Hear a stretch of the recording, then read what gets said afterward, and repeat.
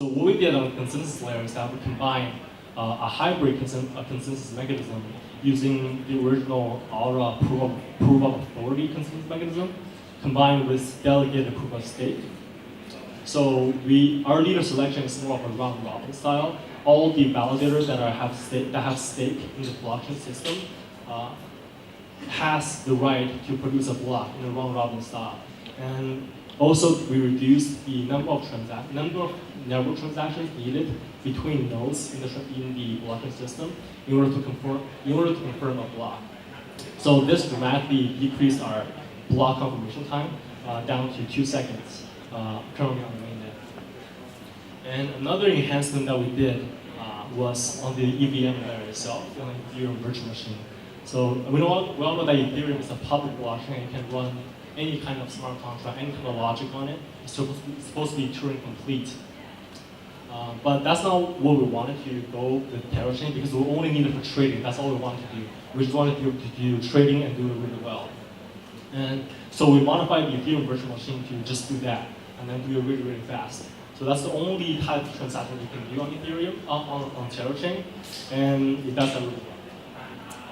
And so the TerraChain is what helped us to achieve the fastness in our original goal.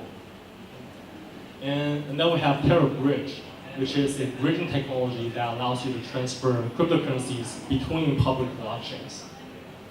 And what this means is that when you're transferring, for example, transferring Ether from Ethereum to TerraChain, you're not trusting a centralized third party to relay that transfer for you. What you're doing instead, when you say, I want to transfer Ether from Ethereum to TerraChain, you're saying you're trusting a group of validators who all have stake in the bridge protocol. The bridge protocol actually runs on the same proof of stake consensus mechanism as TerraChain itself. So you're trusting this group of validators who all have stake in the bridging protocol, and they're all monitoring each other for malicious or benign behavior. If any one of them incorrectly relays your transfer, then they will be punished by having their stake taken away from them. So it's a permissionless and trustless bridging mechanism that you safely use to transfer your cryptocurrencies between blockchains. And we currently have the Ethereum, the EVM version of Bridge built out in production already. And not only by us, but it's also used by a couple other projects that we work with that uses our technology. One of the more well-known ones is called Unblock, which is based in Poland. And some of you might be familiar with them. They use blockchain technology on the supply chain industry. And we also just finished the Bitcoin version of the Bridge as well.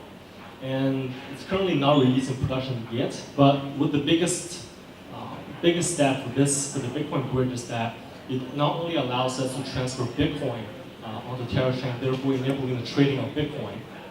It also allows us to enable the trading of all Bitcoin-like chains, because there are a lot of public blockchains out there that are based on the original Bitcoin protocols, such as Litecoin, Zcash, Dash, Monero, a lot of them out there on the top 100 list.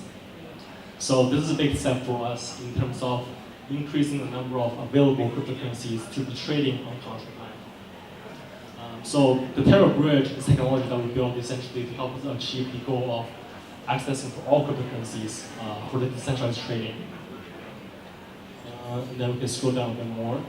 So here you can see the visual description of what I just said, where you have TerraChain in the middle, which is what all the actual application level protocol runs on. Currently, you only have the exchange protocol. And then you have TerraBridge on both sides that are connected to different blockchains. So from a user perspective, what you're doing when you want to use ContractLand, you're transferring your tokens, your cryptocurrencies from any one of the blockchains that is connected to TerraChain onto TerraChain. And then once it's on there, then you can do whatever you like with it. For example, currently we have the exchange protocol, so you can exchange all your cryptocurrencies on TerraChain, and it'll be very, very fast. And then once you're done with it, you can feel free to transfer it back to the chain that you transferred it originally from. If you scroll down a bit further. So here are just some of the benefits of, essentially, these are not exclusive to ContractLand, I would say. These are benefits of decentralized exchanges in general. what is exclusive to ContractLand, I would say, is the speed, as well as the access, the blockchain technology, therefore enabling the access to different cryptocurrencies that are available for trading. But for all decentralized exchanges, you have benefits such as there's no censorship compared to traditional centralized exchanges. There's not even concept of signing up with your email address or anything like that. All you need to do is your private key to start trading, essentially. And because of one thing that's exclusive to us is that because we have this bridging protocol available, you can essentially manage all your cryptocurrencies between all blockchains using a single public and private key pair. So currently, if you're a hardcore cryptocurrency user and you want to manage all your cryptocurrencies yourself, you probably have a lot of public and private key pairs, one for each chain, right? If you have tokens on Ethereum, you need an Ethereum public and private key. You have Bitcoin, you need a Bitcoin public and private key. If you have any chain, you need a different public and private key pair. But if you use ContractLand, you can just create an account, create a public and private key on Terra chain, and then you can manage all your cryptocurrencies using that single public and private key pair. And there's no exchange fees, obviously, because there's no company behind it, this exchange, because the exchange itself runs on the blockchain itself. And currently, we run a lot of validated nodes for this chain, but hopefully in the future, you'll become a more community-driven behavior. And there's no exchange fee going towards a centralized party because it just lives on the blockchain itself. The only concept of fee is the gas. You still need to spend gas transactions on Terra chain, and those gas goes to the people that are running the nodes. Okay, if you scroll down a bit more. This is just a video demonstration, more visual demonstration of what ContractLand is and Terra chain and Terra Bridge, so we can just skip that. Actually, before I dive into this, I think I'll actually go to the demo now. So one of my friends is going to help me go on the actual application. So you notice on the website that there is a button called Try Beta. That is the actual application running on the mainnet. That's not the one I'm going to show you here today, because that one deals with real money. So this one is running on the testnet. So for Ethereum, it's running on Robson, and for Terra Chain, it's running on the Gaia testnet. But from a user experience and the functionality and performance perspective, it's all the same. So I think this is already logged in, but if we can actually show the login section. Yeah. So as you can see, there's no, well, it's already logged in, so we can't really see anything. Let's log out first. Yeah. So right now it's offline, and when you log in, you don't log in with your email address like I mentioned before. There's no concept of a user account. There's no concept of database storing your credentials. All you need to do is, if you have a mnemonic, if you're familiar with wallets such as MetaMask or IAM token or Trust, then you're familiar with the concept of mnemonics, which is used to generate your public and private key pair. So you can either import your existing mnemonic or create a new mnemonic, and then which will have no money in it, obviously. So what we're going to do is actually going to just import a mnemonic which already has some money inside. And this is why I'm not using the mainnet, because I'm showing you my mnemonic, which is essentially my private key, and then you should never do that. So now that we're logged into the application, essentially what that means is that we're connected to the blockchain. As you can see, this is a very standardized trading terminal. But if you go to the balance section, you see we have some CLC. This balance section shows your balance on Terra chain. So these are all the tokens I currently have on Terra chain. I have 0 Ethereum, I have some CLC. But when you first create an account, you're likely to have nothing on Terra chain because you have no asset on Terra chain. But if you import a mnemonic that you already use on Ethereum, then you likely have a lot of assets on Ethereum, such as Ether or other ERC20 tokens. So what can you do to start trading on Terra chain? What you do is head over to the network tab. And this tab is essentially the user interface for the bridge, which allows you to transfer all your tokens between TerraChain and other networks that are connected to TerraChain.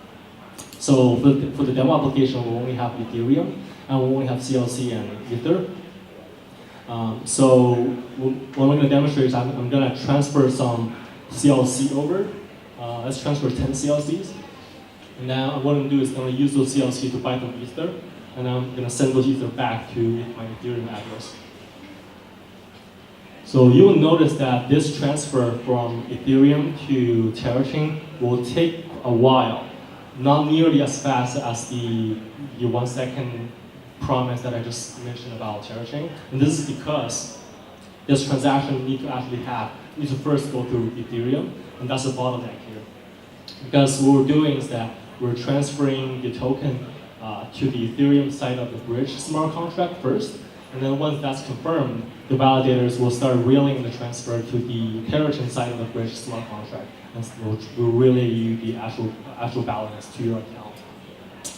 You see, the Ethereum side has finished, and the TerraChain side will finish immediately afterwards. So the time that it took for that transfer to finish is the majority time that it took for Ethereum to confirm that block. So now that we have some CLC, you can head back to the trading terminal. And then you can see that there's some order book. There's already some orders in the order book. So I can just choose any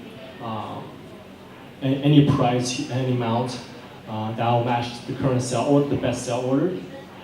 So most decentralized exchange will know that there's one key functionality missing, which is an automated matching engine. And most ones that use, such as IDEX or any of the exchanges going on 0x, have matching engine but happens off-chain.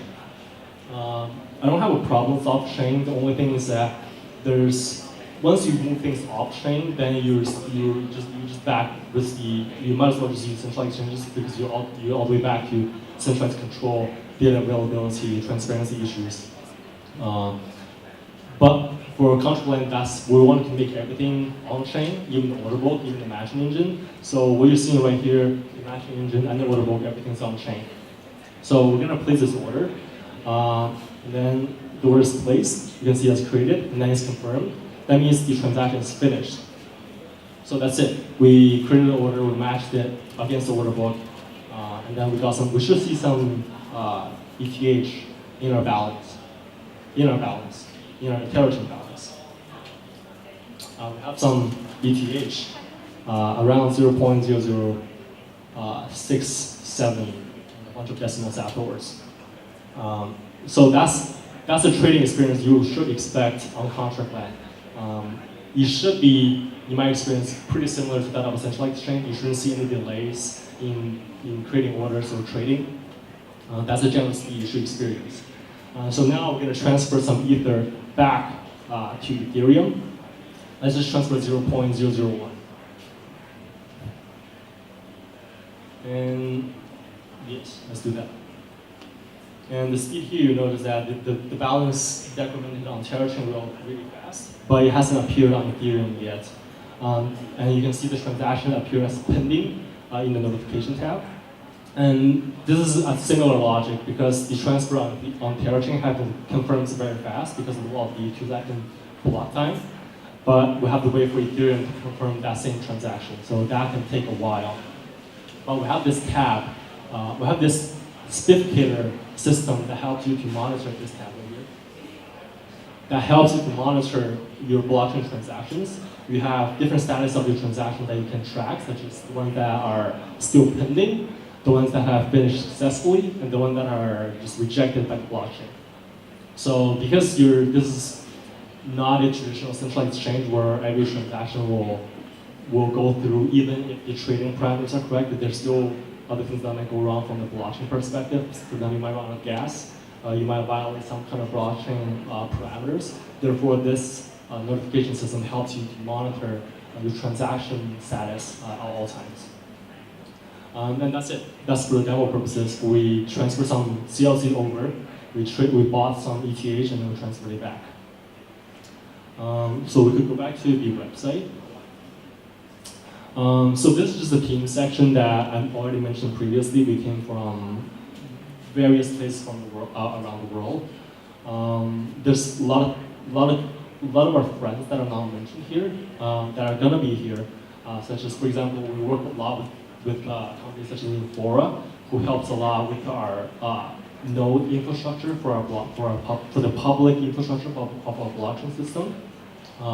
We work a lot with Ambrosis, who not only supports the development of TerraBridge, who also uses TerraBridge for their own production blockchain. And also we work with ETHWorks, which is a very solid blockchain development firm that's based in Poland, who works with a lot with both Ambrosis and Parity technology. And that's pretty much it for the presentation. If you like, if you want to learn more about ContractLand, or if you want to get involved, there's many different ways. You could try the application yourself, or if you're a developer, if you're a technically heavy person, you can try running a node for TerraChain, or you can actually go for any public open source contribution to our repositories. Or if you're building a project yourself, we're always looking for community partners to partner with from a community perspective. And that's it. If you want my information, you can contact me personally, peter@ContractLand.io, or contact our team at team@ContractLand.io. And yeah, thank you.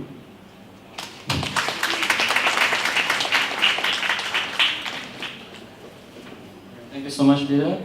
So up next, we have someone whom I'm sure a lot of you know here in the Thailand blockchain crypto space. He is